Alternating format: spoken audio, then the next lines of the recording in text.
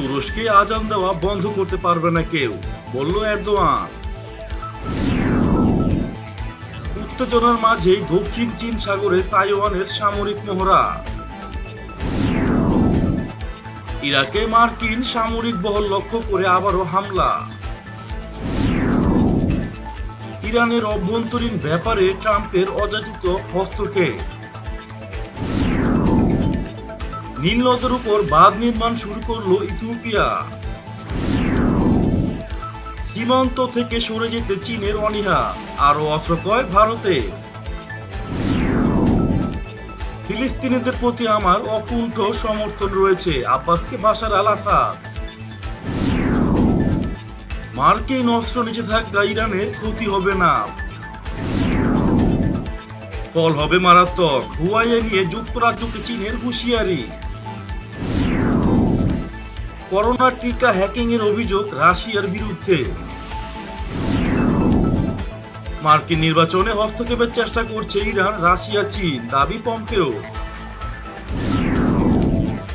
এবং সবশেষে থাকছে, আমরা গোমূত্র খেয়ে ভালো থাকি, বিজেপি নেতা। কেউ ষড়যন্ত্র করে আর তুরস্কে আজান দেওয়া বন্ধ করতে পারবে না বলে মন্তব্য করেছেন দেশটির প্রেসিডেন্ট রিসেপ তাইয়েপ এরদোয়ান।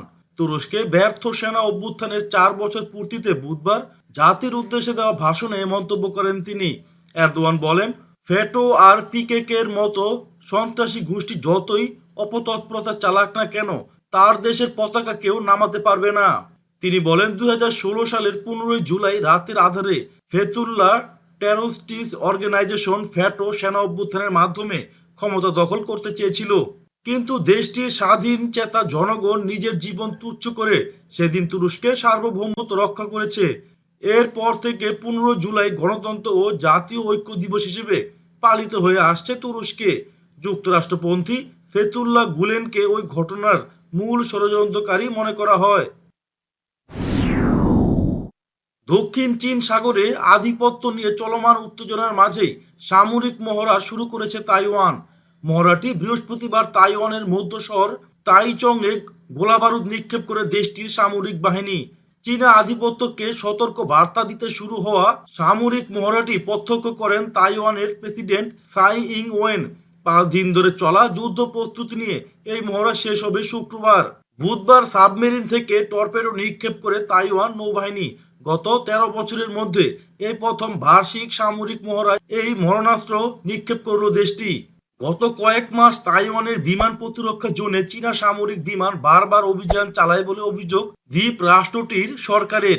এদিকে দক্ষিণ চীন সাগরে গুরুত্বপূর্ণ এলাকায় চীন সরকার নিজেদের অধিকার দাবি করায় যুক্তরাষ্ট্রের সঙ্গে দেশটি নতুন করে উত্তেজনা তৈরি হয়েছে। ইরাকে মার্কিন সামরিক বাহিনীর আরও একটি বহরের উপর হামলা হয়েছে। স্থানীয় গণমাধ্যম এ খবর দিয়েছে। ইরাকের উত্তর পশ্চিমাঞ্চলীয় সালাউদ্দিন প্রদেশে সামরিক সরঞ্জামাদি নিয়ে যাওয়ার সময় ওই বহরের উপর হামলা হয়। 1 সপ্তাহেরও কম সময়ের মধ্যে ইরাকে মার্কিন সামরিক বহরের উপর দ্বিতীয় দফা হামলা হলো। ইরাকি উপজাতি সূত্রের বরাত দিয়ে লেবাননের আল মায়াদিন টেলিভিশন চ্যানেল জানিয়েছে, মাকশিফিয়া এলাকায় গত বুধবার মার্কিন সামরিক বহর লক্ষ্য করে বিস্ফোরণ ঘটানো হয়।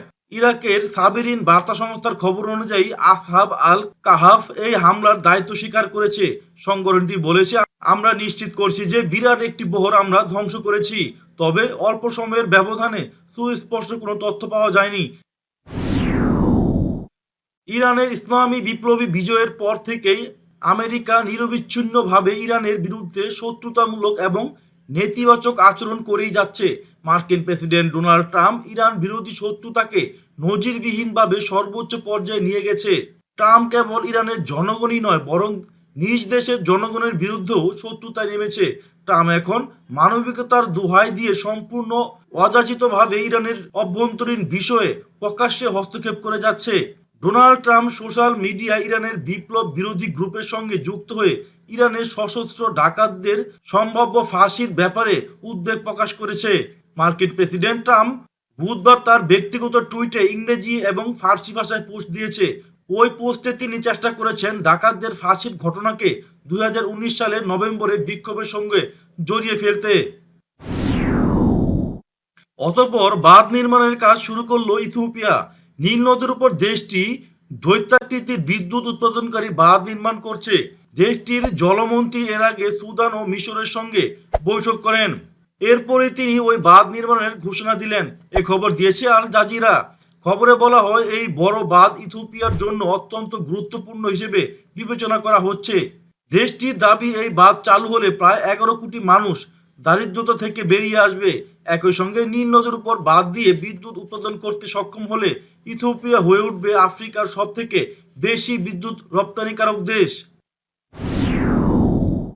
টানা 14 ঘন্টার বৈঠকের পরও পূর্ব লাদাখের ফিঙ্গারপ্রিন্ট এলাকা থেকে সম্পূর্ণভাবে সেনা সরানো নিয়ে উদাসীন চীন। উল্টো দিকে ভারত অনড় ওই দাবিতে। আগামী 17 থেকে 18 জুলাই লাদাখ এবং জম্মু কাশ্মীর পরিদর্শনে যাবেন ভারতের প্রতিরক্ষা মন্ত্রী রাজনাথ সিং। চলতি মাসের গোড়াতেও লাদাখ যাওয়ার পরিকল্পনা করেছিলেন প্রতিরক্ষা মন্ত্রী, পরে তা বাতিল হয়। এদিনই আবার 300 কোটি টাকা পর্যন্ত মূল্যের জরুরি অস্ত্র ও সরঞ্জাম কেনার প্রক্রিয়া এগিয়ে নিয়ে যেতে সশস্ত্র বাহিনীকে ছাড়পত্র দিয়েছে প্রতিরক্ষা মন্ত্রণালয়। চলতি মাসের গোড়ায় রাজনাথের নেতৃত্বাধীন ডিফেন্স অ্যাকুইজিশন কাউন্সিলের বৈঠকেই সশস্ত্র বাহিনীকে এ ব্যাপারে বিশেষ ক্ষমতা দেওয়ার সিদ্ধান্ত হয়েছিল। এদিন সে প্রসঙ্গে প্রতিরক্ষা মন্ত্রকের মুখপাত্র বলেন, এর ফলে 6 মাসের মধ্যে অস্ত্র সরঞ্জামের অর্ডার দিতে পারা যাবে। সিরিয়ার প্রেসিডেন্ট বাশার আল আসাদ ফিলিস্তিনের প্রতি আবারও অকুণ্ঠ সমর্থন ঘোষণা করেছেন। তিনি ফিলিস্তিনিদের শাসন কর্তৃপক্ষের প্রেসিডেন্ট মাহমুদ আব্বাসের কাছে লেখা এক চিঠিতে বলেছেন, মার্কিন পরিকল্পনা ডিল অব দ্য সেঞ্চুরি এবং পশ্চিম তীরের একাংশকে ইসরায়েলের সঙ্গে যুক্ত করার ষড়যন্ত্রের মোকাবেলায় সিরিয়া সরকার ও জনগণ ফিলিস্তিনিদের পাশে রয়েছে এবং ভবিষ্যতেও পাশে থাকবে।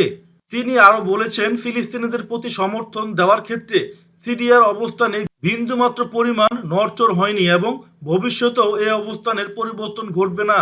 বাশার আসাদ তার চিঠিতে দখলদারের বিরুদ্ধে ফিলিস্তিনি জাতির সাফল্য কামনা করেন। সন্ত্রাসীদের সহযোগিতা, ক্ষেপণাস্ত্রের হুমকি সহ নানা অজুহাত তুলে ইরানের উপর অস্ত্র নিষেধাজ্ঞা পুনর্বহালের চেষ্টা চালিয়ে আসছে। জাতিসংঘ নিরাপত্তা পরিষদের 2231 নম্বর প্রস্তাব অনুযায়ী এই নিষেধাজ্ঞা আগামী 18 অক্টোবর থেকে উঠে যাওয়ার কথা। ইরানের উপর মার্কিন অস্ত্র নিষেধাজ্ঞা পুনর্বহালের চেষ্টার প্রেক্ষাপটে ইরানের প্রতিরক্ষা মন্ত্রী ব্রিগেডিয়ার জেনারেল আমির হাতামি বলেছেন, মার্কিন সরকারের এই প্রচেষ্টা সফল হবে না। ইসলামী বিপ্লবের পর থেকে ইরান নানা ধরনের মার্কিন অস্ত্র নিষেধাজ্ঞার শিকার হয়েছে। প্রেসিডেন্ট কার্টার, রিগান ও সিনিয়র বুশ থেকে শুরু করে সব মার্কিন প্রেসিডেন্টই ইরানের কাছে গুরুত্বপূর্ণ অস্ত্র বিক্রির উপর নিষেধাজ্ঞা বজায় রেখেছে। পারমাণবিক নিষেধাজ্ঞা শুরু হওয়ার পর থেকে ইউরোপও 2007 সাল থেকে ইরানের কাছে অস্ত্র কেনা ও ইরানের কাছে অস্ত্র বিক্রির উপর নিষেধাজ্ঞা আরোপ করে। ইরান বিগত 41 বছর ধরে প্রতিরক্ষা ও সমরাস্ত্র ক্ষেত্রে ঘরোয়া সামর্থ্যের উপর গুরুত্ব দিয়ে এক্ষেত্রে প্রায় পুরোপুরি স্বনির্ভরতা অর্জন করতে সক্ষম হয়েছে। মার্কিন আটলান্টিক কাউন্সিল সম্প্রতি ইরানের উপর অস্ত্র নিষেধাজ্ঞা অবসানের সম্ভাবনার কথা তুলে ধরে বলেছে, ইরান ক্ষেপণাস্ত্র প্রতিরক্ষা ব্যবস্থা সহ প্রতিরক্ষার নানা সিস্টেমে উল্লেখযোগ্য উন্নয়ন ঘটাতে সক্ষম হয়েছে। ফলে খুব দামি অস্ত্র আমদানি করার চাহিদা কমে গেছে ইরানের। ইরান ব্যালিস্টিক ক্ষেপণাস্ত্র, ক্রুজ ক্ষেপণাস্ত্র ও ড্রোন নির্মাণে ব্যাপক সক্ষমতার পরিচয় দিয়েছে। কাসেম সোলেমানির উপর মার্কিন হামলার পরে ইরাকে মার্কিন সেনা ঘাঁটিতে অত্যন্ত নিখুঁত মানের ক্ষেপণাস্ত্র হামলা চালিয়ে ইরান তার সামরিক শক্তির ব্যাপক অগ্রগতির বিষয়টি প্রমাণ করেছে। যুক্তরাজ্যে হুয়াওয়ের 5G পণ্য নিষিদ্ধ করার তীব্র প্রতিবাদ জানিয়েছে চীন। বুধবার চীন ব্রিটিশ প্রধানমন্ত্রী বরিস জনসনের প্রতি হুঁশিয়ারি উচ্চারণ করে বলেছে যে মার্কিন প্রেসিডেন্ট ডোনাল্ড ট্রাম্পের রাজনৈতিক চাপ নেওয়া এই সিদ্ধান্তের ফলে ব্রিটেন বিনিয়োগ ঝুঁকিতে পড়বে।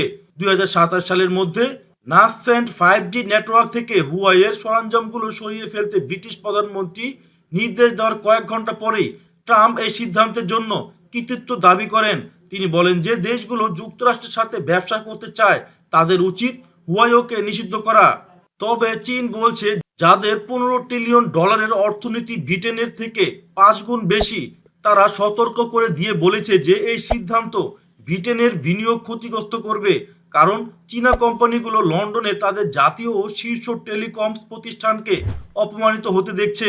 এ বিষয়ে সেন্টার ফর ইউরোপিয়ান রিফর্মে চীনা রাষ্ট্রদূত লিউ জিয়াওমিং বলেন, এখন আমি এটিকে শুধুমাত্র হতাশাজনক বলবো না, এটি হৃদয় বিদারক।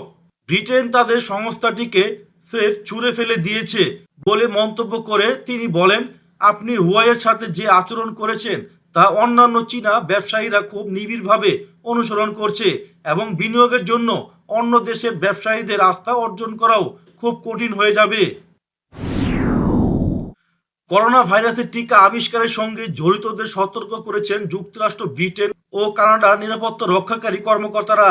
তারা অভিযোগ করেছেন, করোনা টিকা নিয়ে যেসব প্রতিষ্ঠান কাজ করছে তাদেরকে টার্গেট করছে রাশিয়ার সাইবার অ্যাক্টরা। রাশিয়ার হ্যাকিং গ্রুপ APT29 এই গ্রুপটি করোনা ভাইরাসের টিকা আবিষ্কারের বিস্তারিত তথ্য পাওয়ার জন্য চেষ্টা করছে। তারা নিজেদেরকে দ্য ডিউকস্ট অথবা কোজি বিয়ার হিসেবেও পরিচয় দেয়। অনলাইন CNN এ খবর দিয়েছে। এতে বলা হয়, British national cyber security centre এর একটি পরামর্শ প্রকাশিত হয়েছে। তাতে রাশিয়ার এই হ্যাকিং গ্রুপটির কর্মকাণ্ড সম্পর্কে সতর্ক করা হয়েছে। বলা হয়েছে তারা যুক্তরাষ্ট্র, ব্রিটেন ও কানাডায় করোনা ভাইরাসের টিকা নিয়ে গবেষণা করছে অথবা টিকা উৎপাদনের জন্য যারা কাজ করছে তাদেরকে টার্গেট করছে। আমেরিকার আসন্ন প্রেসিডেন্ট নির্বাচনে ইরান, চীন ও রাশিয়া হস্তক্ষেপ করার চেষ্টা করছে বলে আবারও অভিযোগ করেছে মার্কিন পররাষ্ট্রমন্ত্রী মাইক পম্পেও। তিনি অবশ্য তার দাবির পক্ষে কোনো তথ্য বা দলিল প্রমাণ উপস্থাপন করতে পারেননি। মাইক পম্পেও এক সাক্ষাৎকারে বলেন, আগামী নভেম্বরে অনুষ্ঠেয় প্রেসিডেন্ট নির্বাচনের ফলাফলকে নিজেদের অনুকূলে বদলে দেওয়ার জন্য ইরান, রাশিয়া, চীন ও উত্তর কোরিয়া চেষ্টা শুরু করেছে। ওয়াশিংটন এই প্রচেষ্টা প্রতিহত করবে বলে তিনি প্রত্যয় ব্যক্ত করেন। করোনা প্রতিরোধে ভারত জুড়ে প্রচলিত হয়েছে গোমূত্র খেলেই নাকি সেরে যাবে কোভিড রোগ। সেই চিকিৎসার কথা বলেছিলেন বিজেপির নেতারা। গরুর দুধে সোনা পাওয়া যায়, এই মন্তব্য করায় কম হাসাহাসি হয়নি পশ্চিমবঙ্গের বিজেপির রাজ্য সভাপতি দিলীপ ঘোষকে নিয়ে। তিনি আবারও সেই বিতর্কিত মন্তব্যের পথেই হেঁটেছেন। বিতর্ক উস্কে তিনি বলেছেন, আমরা গোমূত্র খেয়ে ভালো থাকি, গাধারা এসব বোঝে না। বিজেপির রাজ্য সভাপতির এই মন্তব্য নিয়ে দেশটিতে বিতর্ক এখন তুঙ্গে। অনেকে বিষয়টি নিয়ে সমালোচনা করেছেন। তবে সমালোচকদের এক প্রকার আক্রমণ করে গোমূত্র প্রসঙ্গে তিনি বলেন, আমি গরুর কথা বললে অনেকের শরীর খারাপ হয়ে যায়। আমরা গরুর দুধ, গোমূত্র খাই, তাই ভালো থাকি। আমরা গরুকে মা বলি, তার সেবা করি। গাধারা গরুর কথা বুঝে না।